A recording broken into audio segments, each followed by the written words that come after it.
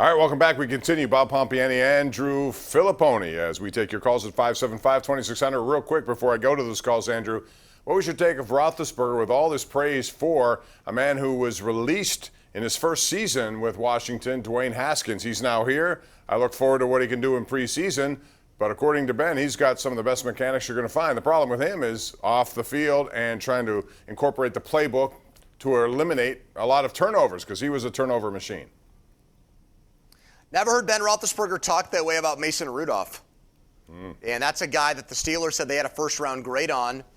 And, Ben, after the Week 17 game that Rudolph started against Cleveland, said he thought that Rudolph could be a quarterback in this league. But I never, ever, ever heard him praise Rudolph the way he went above and beyond with the way Haskins throws the ball. We've seen a lot of guys. Jamarcus Russell had an incredible arm.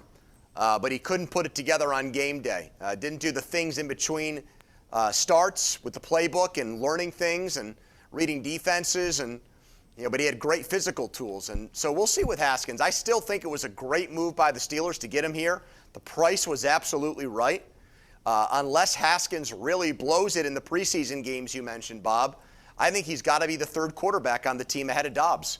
And I would even look for him at some point to supplant Mason Rudolph as the backup, just because I think that the upside is there with Haskins and not so much with Rudolph. Yeah, I agree totally with your take that it is a no-risk pickup. Why not do it? The guy has, 15th overall, first-round pick, and if he can just get his act together and maybe a change of scenery at this place with this team can do that. So, to me, that's a good move, and we'll see what happens. It should make for some interesting preseason stuff. Let's go to the lines. Mike in Oakland is first up tonight. Hello, Mike. What's up, guys? How are you tonight? We're hanging. Listen, just two Pirate points. I want to get both of your thoughts. First, on Derek Shelton.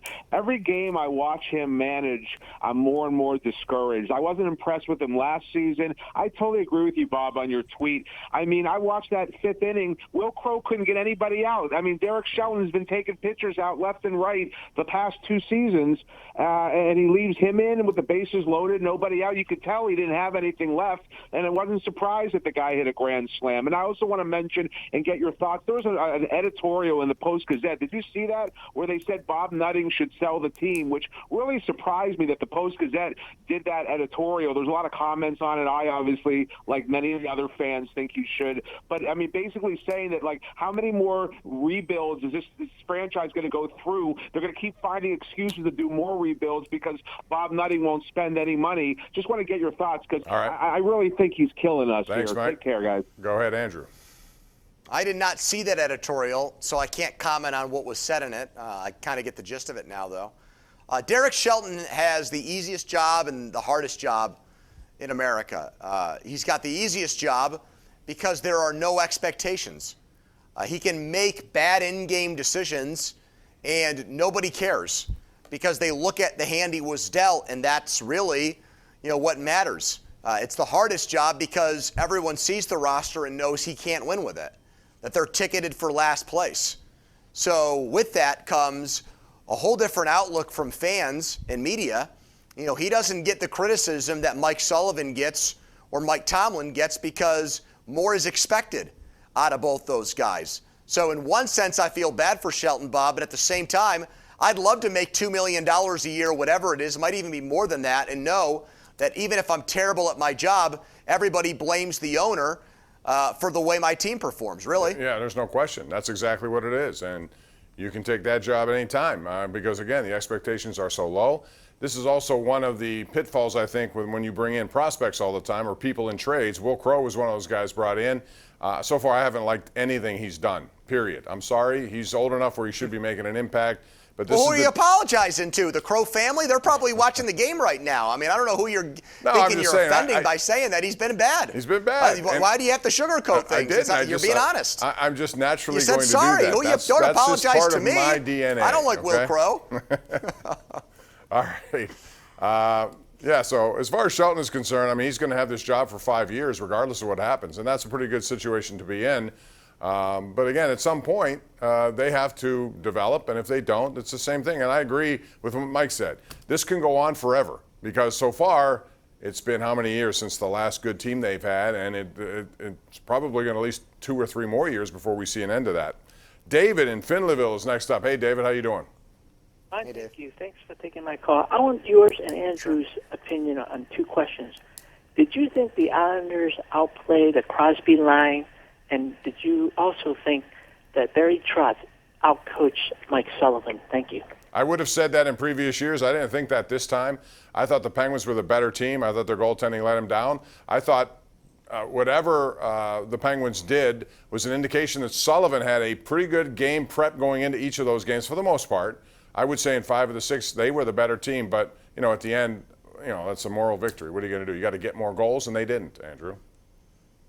So I think, at even strength, 5-on-5, if you look at the shots and everything else, the Penguins did outscore the Islanders. They got the better, end of things. I thought that their quality of play was probably at a higher level. Did Mike Sullivan outcoach Barry Trotz? I guess what I would say back to that is flip the coaches. If Mike Sullivan's coaching the Islanders and Barry Trotz is coaching the Penguins, I'm not sure New York wins the series.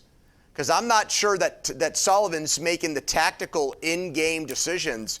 Trotz pushes way more buttons than Sullivan does. At least when these two have been matched up in the series. Trotz wanted to get his fourth line and his top defensive pairing on the ice against the Sid line, and he pretty much did, whether they were playing the games in New York or Pittsburgh. And my issue with that, Bob, was that Islanders' fourth line and that top defensive pairing were so physical that it was not a good matchup for Crosby, Gensel, and Rust.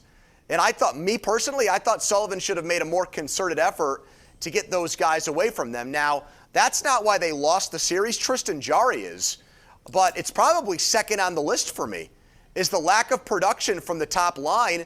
And I think there were things Sullivan could have done to give them a more favorable matchup. No, I totally agree with that because they were getting beaten up physically. I get all of that, but I think he's been loyal to a fault sometimes, and he wants that first line. He believes they can play against any line, and they've like been if they're on the ice with against Patrice Barzal. Bergeron.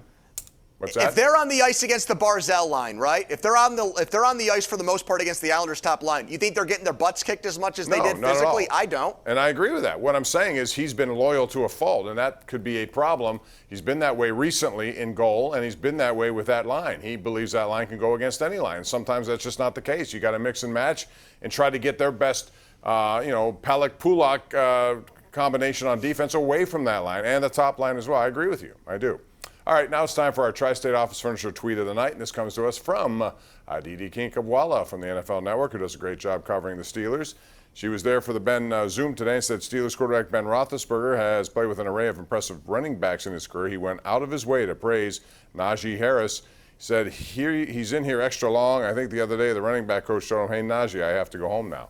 That's a good sign. You want to see young guys like that. He seems to be the kind of person who's going to come in here, be highly motivated and highly productive as a rookie. We'll take a break, come back with more calls. It's 412-575-2600 right here on Pittsburgh CW.